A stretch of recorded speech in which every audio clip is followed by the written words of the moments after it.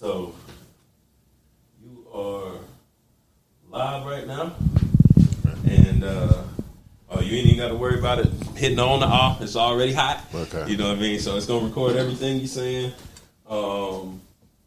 Just kind of go from there, man. So like I said, just asking a bunch of questions about fatherhood, manhood, kind of what it means to be a father, and just whatever your thoughts and opinions is, man. Ain't nothing off limits.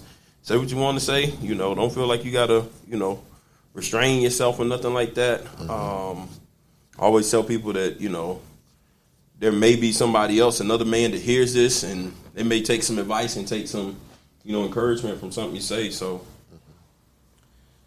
what does fatherhood mean to you, man? I would say consistency, Okay. trust, and belief. Okay.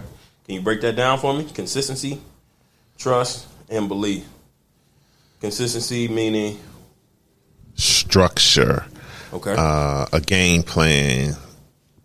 Being in a everyday life. Being a father is not just taking them to the barbershop or buying them a pair of sneakers, but it's actually waking up to them, going to bed with them, letting them know your presence is around every day. Okay.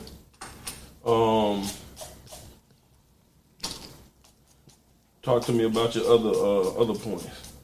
So you gave me consistency. What's your rest of them? Break them down for me. Well, you want to teach them early. If anybody they can trust is you, you need to teach them how important it is to be able to be trusted. So teach them early.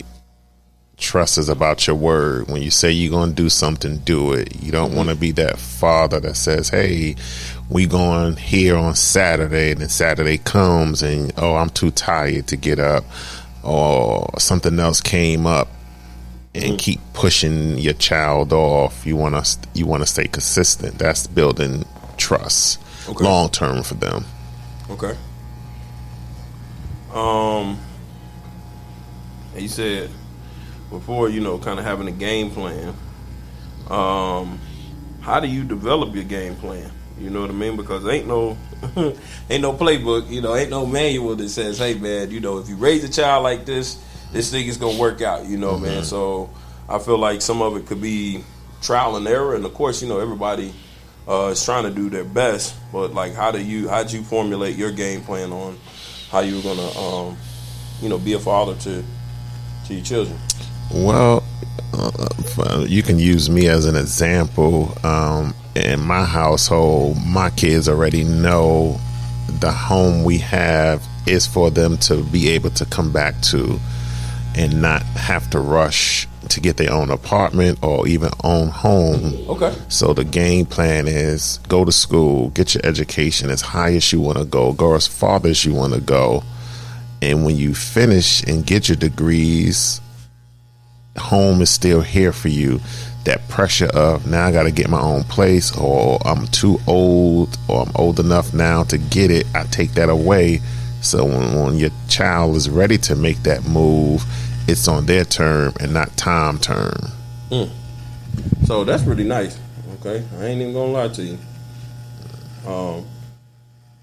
How did you tell me how you came to that? Because if you grew up anything like I did, shoot, man, all I heard from the time I was 18 is you grown. You need to be out. You need to be doing this. And that's one of the things that I think is it's crazy in our community.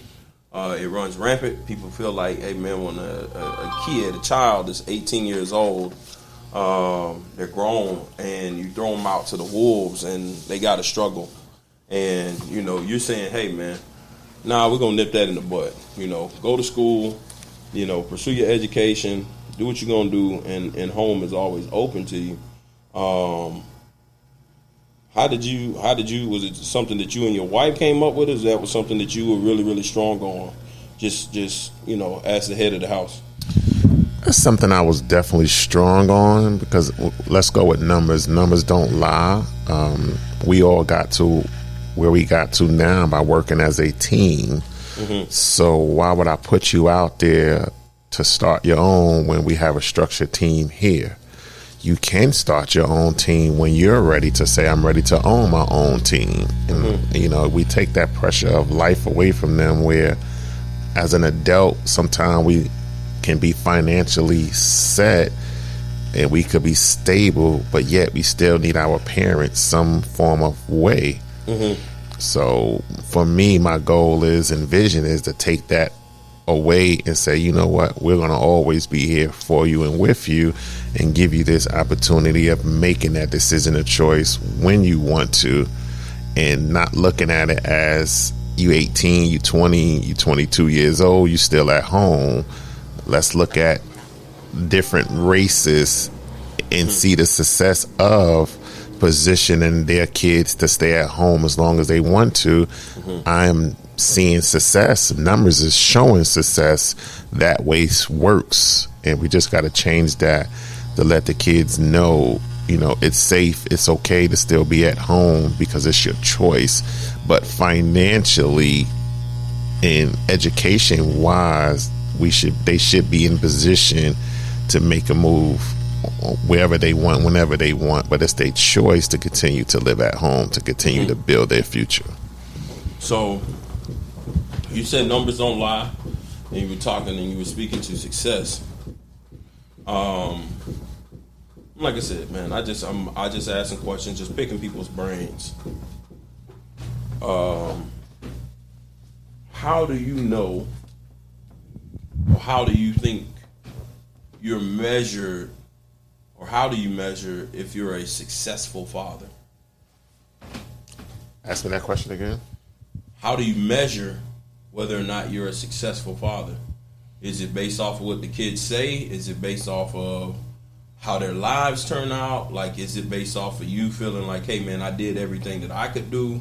Like, how do you, because you know, I know you were talking about success in terms of the kids being successful. So I look at it like, what does that, like, how do you measure? Almost kind of, you hear some people say, oh, man, I had a good dad. You know, my dad was a really great dad. My dad was this.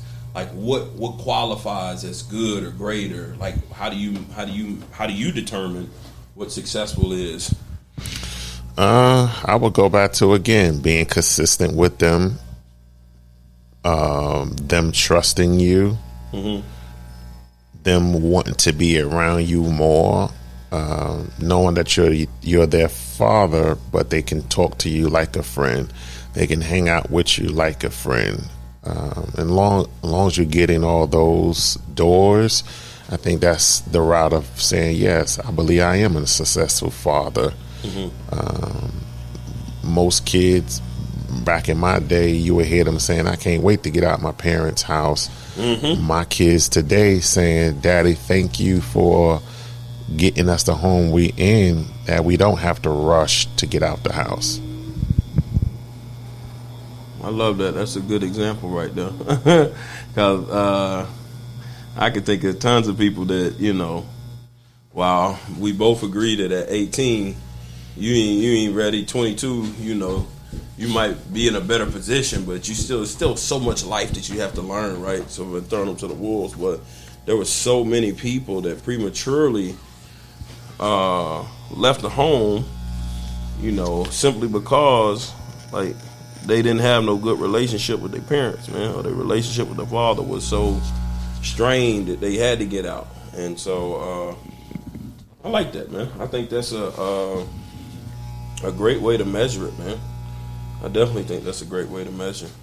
I've heard, you know, a lot of men, when I've asked that question over the last couple of weeks, guys been, you know, they had to pause and think like, dang, man, how do I, you know, determine this? And I've had some guys that say, hey, man, well, you know, I'd have to let my kids say that. I can't say whether or not I've been a good father. And I think the criteria that you're basing it off of, I think it's an easy way to be able to determine it, because inevitably there are going to be some stuff that, you know, kids say, oh, man, I wish you would have did more of this or more of that. You know what I mean? That just happens naturally because sometimes when they're young, they can't necessarily articulate whatever expectation they may have from you. But I think what you're saying in terms of having a open door and the communication, them wanting to have communication, you consistently being there, and wanting to be around those things, I think those are good indicators that, you know, you've built probably a really, really strong relationship with your kids, man. What would you say? Because you got girls and boys. What would you say has been the biggest challenge, man? And do you or have you taken a different approach with your daughter than you do with your son? I know I had one guy said, you know, he looks at it and he don't think, you know, it's no different raising boys and girls. You know what I mean? He was like, I'm building a person up and I build people the same way. And so I'm curious because it's a lot of guys that just have sons, and so I already know, like, hey, when I got a son, I want my son to understand this, and that's why I said earlier, you know, you get into some of the manhood stuff, but nevertheless, is there for you? Have you approached it differently, or? I haven't had any challenges. Maybe I'll say yet. Okay. And the reason why I'm able to say that because I'm real firm on the way you build your house determines how long it stands strong or lasts. So when you build it the right way, yes, the wind is going to get shaky. It's going to be bad weather. We're going to get storms. But because you know you built it correctly, whatever storms come your way or come at it, we strong enough to stand through it and get through it. So I'm saying that to say, because the foundation is built so strong, I honestly haven't had any issues with my son or daughter to say, oh, they're challenging me or this been a challenge for us. So I think if you build your foundation right, the challenges most people go through, you kind of avoid that. Okay. I like that. And I asked simply because I think a lot of parents that I've spoken to over the years and just dealt with when I was in childcare and stuff like that, and just working with kids for, you know, a decade or so, parents that have multiple children that I've seen tend to try to take a one-size-fits-all method. And it's like each child is different, you know, and so what one child needs, another one may not need, and, you know, the way that you know, connect with this kid may be different from how you have to connect with another kid. So has that been any bit of a challenge, I say? You know, figuring them out enough to know, like, okay, well, I got to do this with this kid, or I got to do that with this one. For me, it hasn't been a challenge, to be honest with you, because I'm giving my kids me. I don't give my kids money and time first. I give them me first, time, then money. So I haven't had those challenges, to be honest with you. That's great. That is great. What advice would you give to a new father, man? My advice would be strong on caring. Okay. We're all going to go through life. Issues are going to come our way. Problems are going to come. But it's never the problem that's the problem. It's how you handle the problem. And I believe if you honestly handle it with care, handle it with how much you care or showing how much you care, you'll be able to get through anything. So my advice would be pay very attention, or most people pay attention to how much you care. So I gotta ask this. But you ever had to like whoop your kids discipline, like, some people like, nah, I really hadn't had to. But I just, when you said, showing that you care, my mom would whoop us, man. And so when we got in trouble, we got in big trouble with her. We got whooped. My mom whooping us, and she telling us, man, this hurt me more than it hurt you. This and that. And she talking all of this care stuff, and in the moment, you sure can't feel like you caring at that moment. You know what I'm saying? You tear my tail up. Nah, you can't care about me. Is it one of those type of things, or is it just, because sometimes as a parent, I say that, because sometimes you got to teach lessons, and sometimes you got to be hard to, help them learn things. And it may be hard in the sense that, like, they may not, see the lesson right now. Have you had to have any of those moments, or do you always come back and kind of share, like, hey, this is why I'm doing something? Sure. Again, the problem is not the problem. It's how much you care. And when you share with a person how much you care, the problem is really not the big problem. So for an example, I got a son that's 15 years old, and I probably laid my hands on him one time. And the one time was because he was playing with his sister, and I always tell him we don't play with our hands, and he hit her too hard. So I had to show him or make an example how you just can't do that. I had to beat my daughter once, who's 11 years old, because she lied on another student in her school, which caused me and her mother to get in conflict with the girl's parent. So sometimes you got to be able to, or be willing to shock your kid's brain to give them something to remember. So when those situations come back up, they remember, ooh, I know how that feel. I don't want that no more. And then we had a conversation on why I had to beat you, and it hurted me more than it hurt you. So how do we avoid that? How does that not happen again? Well, we shouldn't do what we did again. And because you had to shock the brain the way you did, they will always kind of remember that very quickly within the first 3 seconds of a decision. I like that approach, man, because I think it's definitely important to be able to make those associations. You know what I'm saying? And I think sometimes it can be tough. I know I had a coworker and her husband at the time. Man, he struggled with whooping the son, man. You know what I'm saying? When the son did something, the kid was overall a good kid, but it's gonna be something inevitably that you're gonna have to discipline your kid for, right? But man, it was one of those things, and I never understood it because I never felt like my mom had any problem like disciplining us, man. But man, she said he would actually go in the other room after he had to discipline his son, and man, it would hurt him so much that he would cry, man. And I was just like, what? Like, huh? I always thought parents got pleasure out of it. You know what I mean? Like, yeah, man, But I think the approach that you're saying is really, really big, because I love that you're saying that you explain why. Because I'll just say, for me growing up, I didn't have that. I don't know if you got an explanation as to why you were being disciplined or whatever. Most of the stuff that I experienced as a kid was just like, hey, man, I don't owe you no explanation.